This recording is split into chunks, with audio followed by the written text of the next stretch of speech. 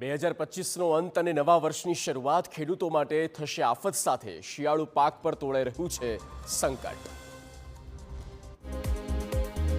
વર્ષ 2025ની વિદાય પણ માવઠાના વરસાદ સાથે થશે અને વર્ષ 2026ની શરૂઆત છે એ પણ માવઠાના વરસાદ સાથે થાય તેવી પૂરેપૂરી શક્યતાઓ છે।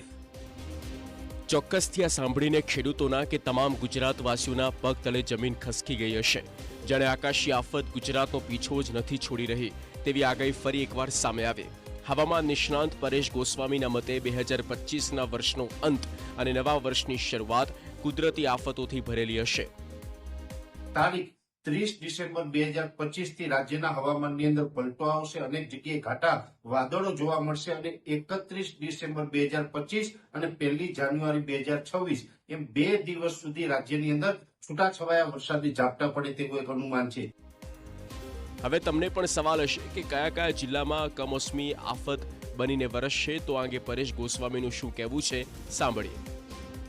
વધુ પડતા કચ્છના તમામ વિસ્તારોની અંદર છૂટાછવાયા ઝાપટા પડે તેવી શક્યતાઓ છે। ઉત્તર ગુજરાત અને સૌરાષ્ટ્રની અંદર પણ માવઠાના વરસાદના ઝાપટા પડી શકે છે।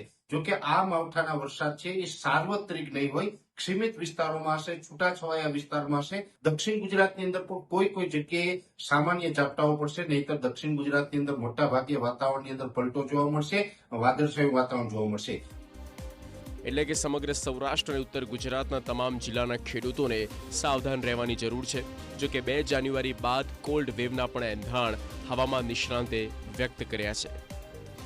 ધીમે ધીમે ઠંડીની શરૂઆત છે એ પણ થશે ને એક પ્રકારે કોલ્ડ વેવનો રાઉન્ડ આવે અને તીવ્ર ઠંડીની શરૂઆત થાય તેવી પણ શક્યતાઓ છે।